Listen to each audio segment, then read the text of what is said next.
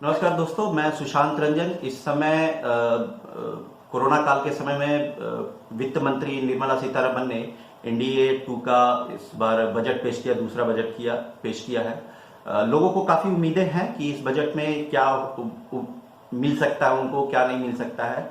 हमारे साथ इसी पूरी बजट पे बात करने के लिए संतोष कुमार मौजूद है। सर, आपका बहुत बहुत स्वागत है। संतोष कुमार जी एक प्रैक्टिसिंग कंपनी सेक्रेटरी और एक्स बैंकर भी हैं और इकोनॉमी को बहुत अच्छे से समझते हैं। सर, एक सबसे पहले हम जानना चाहेंगे कि ये बजट आप इसको कैसे देखते हैं? देखिए, ये जो बजट आज फाइनेंस मिनिस्टर निर्मला सीतारमण जी ने दिया है, ये बजट को अगर आप देखें तो हम लोगों के एंगल से इकोनॉमिस्ट अगर इवैल्यूएशन करें इस बजट को, तो हम लोग एक बैलेंस बजट इसको कह सकते हैं। बैलेंस बजट कहने का ये सेंस है, या इस लॉजिक से हम लोग इसको बैलेंस बजट कह सकते हैं, क्योंकि अभी जो टाइम्स चल रहा है, पिछले एक साल में जो वर्ल्ड ने देखा है, तो वो काफ़ी सीरियस पैंडेमिक था और उस पर उसका इम्पैक्ट काफ़ी लॉन्ग टर्म इम्पैक्ट पड़ने वाला है और इम्पैक्ट पड़ा भी है और आगे भी इसका इम्पैक्ट को हम लोग फील करते रहेंगे। तो अभी जो बजट की जो रिक्वायरमेंट थी, गवर्नमेंट जिस फेस पे जिस फ्रंट पे गवर्नमेंट चैलेंजेस फेस कर रही है, उसमें मेजर जो गवर्नमेंट के पास चैलेंज है वो स्पेंडिंग्स का था कि गवर्नमेंट कैसे स्पेंड करेगी और कैसे कैसे उस स्पेंडिंग को इनफ्लो को कैसे प्रोक्योर करेगी। तो आप देखेंगे अगर इस बजट में, तो जैसे सीतारमण जी ने अपने स्टार्टिंग बजट में कहा कि ये बजट बेसिकली 6 पिलर्स पे बेस किया गया है। तो हर सारे जितने भी पिलर्स को उन्होंने डिफाइन किया है, वो सारे पिलर्स पे आप देखेंगे कि प्रीवियस ईयर्स के अनुपात में in proportion to last year spending काफ़ी स्पेंडिंग्स को बढ़ाया गया इस बार। तो जिसकी कोई उम्मीद लोगों को कम थी, क्योंकि गवर्नमेंट हर फ्रंट पे टैकल कर रही है। पैंडेमिक का असर है, छोटे छोटे 4-5 बजट गवर्नमेंट ऑलरेडी दे चुकी है during the pandemics in terms of MSME, आत्मनिर्भर पैकेजेस एंड ऑल।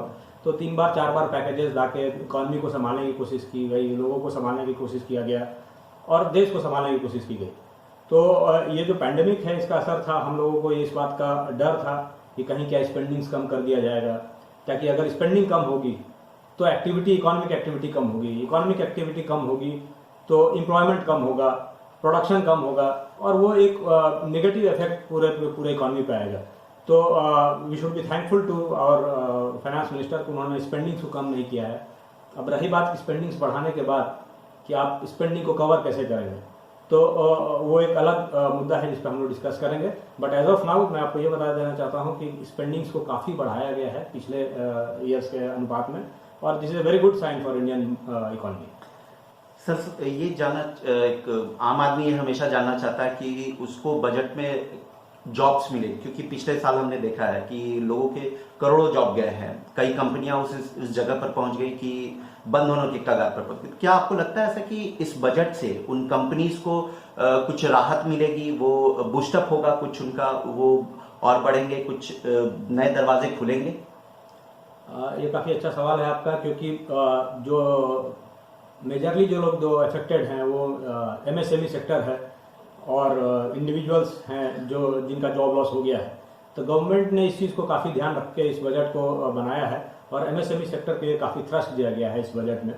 अगर आप देखें, मैं बार बार बोल रहा हूँ कि स्पेंडिंग्स को बढ़ाने की बात की गई है, तो जब स्पेंडिंग्स बढ़ेगी तो कौन स्पेंडिंग करेगा? स्पेंडिंग करने के लिए कॉर्पोरेट्स करेंगे, गवर्नमेंट करेगी, लोकल बॉडीज करेंगे और इसका सारा फायदा, इसका बेनिफिट जो है सारे लोगों को मिलेगा। अब आपके दूसरे सवाल पे आता हूँ कि आप ये जनरल आदमी के लिए क्या ये बजट है, जो आम आदमी जो एक उम्मीद करता है बजट से। तो पहले एक चीज़ आपको मैं क्लैरिफिकेशन एक छोटा सा दे दूँ कि पहले जब बजट आता था, जीएसटी के पहले की बात करूँ, तो इनडायरेक्ट टैक्सेस का सारा बजट इसमें आता था। अब सारे इनडायरेक्ट टैक्स को, ऑलमोस्ट सारे 23-24 इनडायरेक्ट टैक्स को सब्स्यूम करके goods and services tax act आ गया और इनका टाइम टू टाइम काउंसिल का मीटिंग आता है और वहाँ पर डिसीजंस लिए जाते हैं कि रेट्स बढ़ाने हैं, रेट्स घटाने हैं। तो ये बजट से बाहर हो चुका है। पहले होता था, हम लोगों को न्यूज़पेपर में अगले दिन मिलने पढ़ने मिलता था कि ये चीज़ें महंगी हो गई, ये चीज़ें सस्ती हो गई, क्योंकि इसमें एक्साइज ड्यूटी बढ़ जाता था, वैट बढ़ जाता था, घट जाता था। कस्टम्स अभी भी बजट में है, जो कि जीएसटी में नहीं है। अदरवाइज मेजरली इनडायरेक्ट टैक्सेस का डिसीजन जीएसटी से जाता है, इसीलिए बहुत ज़्यादा इफेक्ट आपको बढ़ाव घटाव से नहीं मिलेगा, कौन सी चीज़ें महंगी होगी, कौन सी चीज़ें सस्ती होगी। बट चूंकि लोकल मैन्युफैक्चरर्स को बूस्ट अप किया जाए, जो कंपनीज बंद होने के कगार पे थी, उनको एमएसएमई के पैकेज के थ्रू फिजिकल फाइनेंशियल पैकेज देने का गवर्नमेंट ने काम किया है, और उनके लिए अपॉर्चुनिटीज क्रिएट करने के लिए गवर्नमेंट ने काफ़ी सारे चीज़ों पे कस्टम ड्यूटीज़ को बढ़ा भी दिया है। जैसे मोबाइल्स हो गए, ऑटो पार्ट्स हो गए, इन सारी चीज़ों पे कस्टम ड्यूटी को, लेदर शूज़ हो गए, कॉटन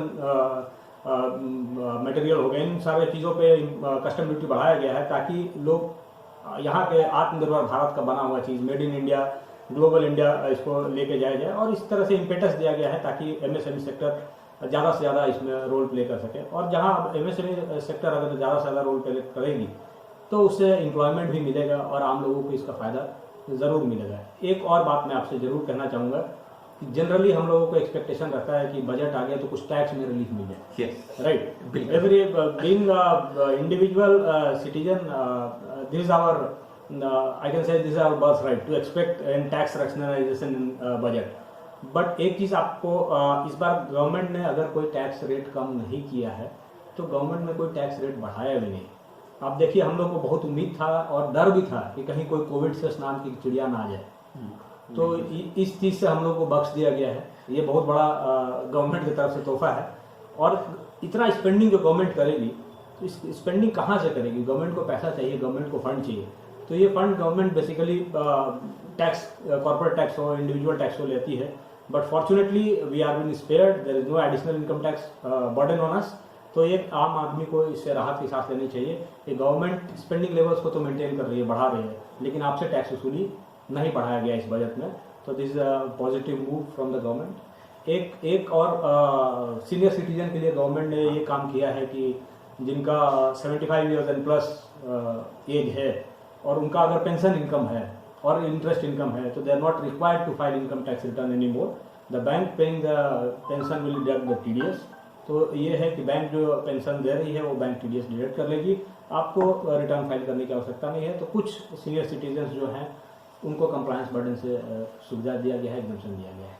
एक चीज जो खास है कि अभी गवर्नमेंट ने डिसइन्वेस्टमेंट में बहुत सारी चीज सोचा जो कि शुरू से चला आ रहा है, तो इसमें क्या बदलाव आप देखते हैं? और प्राइवेटाइजेशन की ओर गवर्नमेंट का झुकाव ज्यादा रहा है, जैसे कि अभी उन्होंने कहा कि आईडीबीआई बैंक को प्राइवेटाइज करेंगे, एक पब्लिक सेक्टर के इंश्योरेंस कंपनी को वो प्राइवेट करने की ओर। तो इस चीज को कैसे देखते हैं? क्या इससे आने वाले दिन में जो बैंक के ऊपर जो बर्डन रहेगा तो क्या वो कम होने के चांसेस लगेंगे या कुछ और बदलाव देखने को मिलेगा? देखिए, प्राइवेटाइजेशन हमारे इकोनॉमी के लिए काफ़ी इंपॉर्टेंट टूल है। प्राइवेटाइजेशन से गवर्नमेंट ना सिर्फ फंड्स को एक्सेस करती है, अगर कोई सरकारी कंपनी का या बैंक हो या एलआईसी की बात करें, लास्ट बजट में बोला गया था कि एलआईसी को प्राइवेटाइज किया जाएगा, अभी तक नहीं हो पाया कोरोना के कारण। इस बार फिर से बोला गया कि एलआईसी का आईपीओ इस साल हम लोग को देखने मिल सकता है। तो गवर्नमेंट जो एलआईसी का आईपीओ लाएगी तो उसमें प्राइवेट सेक्टर का पार्टिसिपेशन बढ़ेगा। तो प्राइवेट सेक्टर के पार्टिसिपेशन से गवर्नमेंट का सिर्फ और सिर्फ इंटेंशन पैसे को जनरेट करना नहीं है कि वो फंड्स आ जाएगा गवर्नमेंट के पास, गवर्नमेंट शेयर बेच देगी, प्राइवेट हैंड में शेयर चला जाएगा। गवर्नमेंट प्रोडक्टिविटी भी इन्हांस करना चाहती है, एफिशिएंसी भी इन्हांस करना चाहती है। तो ये जो प्राइवेटाइजेशन का जो टूल है, इससे मल्टी लेवल चीज़ें अचीव हो सकती हैं। गवर्नमेंट के पास फंड्स आ सकता है, प्राइवेट प्लेयर्स के आने के कारण क्या होगा कि उसमें एफिशिएंसी बढ़ेगी लोगों की। तो these are all the benefits which the government want to achieve from privatisation. और दो बैंक के बारे में सीतारमन जी बोल रही थी, आईडीबीआई का नाम उन्होंने लिया। आईडीबीआई का privatisation is on cards, LIC का आईपीओ आने वाला है, और भी बहुत सारे पोर्ट्स हैं और भी कंपनीज हैं जो कि सेंट्रल पीएससीज हैं, उनका प्राइवेटाइजेशन करना है। तो दिस इज वन टूल। मैं आपसे बार बार बोल रहा था कि गवर्नमेंट स्पेंडिंग तो बढ़ा रही है बट खर्च करेगी कहाँ से? तो this is one of the tool which the government intends to generate funds from to finance all the schemes जो गवर्नमेंट स्कीम ला रही है। तो privatisation is a very important tool जो इस साल गवर्नमेंट करने जा रही है। बीमा क्षेत्र में एफडीआई 49% से बढ़ाकर 74% कर दिया गया है, तो और उसके बाद एयरपोर्ट्स भी हैं इसमें, तो ये ओवरऑल कैसे देखते हैं इसको? देखिए, फॉरेन डायरेक्ट इन्वेस्टमेंट एफडीआई की जो लिमिट है वो गवर्नमेंट ऑफ इंडिया में धीरे धीरे लिबरलाइज किया गया है, और कुछ सेक्टर्स में ऑलमोस्ट 100% है। कुछ सेक्टर्स जो स्ट्रैटेजिकली इंपॉर्टेंट सेक्टर्स हैं वहाँ पर रिस्ट्रिक्ट करके रखा गया था। जैसे इंश्योरेंस में 49% था। आप एग्जाम्पल ले लीजिए, टाटा एआईजी हो गई या कोई भी फॉरेन की कंपनी हो गई, तो टाटा का शेयर्स, इंडियन कंपनी का शेयर्स 51% रहे और फॉरेन कंपनी का शेयर्स 49% रहे, ऐसा रेस्ट्रिक्ट किया गया था। अब उसको बढ़ा के 74% प्रपोज कर दिया गया इस बजट में। उसका रीज़न ये है कि आप ज़्यादा से ज़्यादा फॉरेन फंड्स हम लोग एक्सेस कर सकें।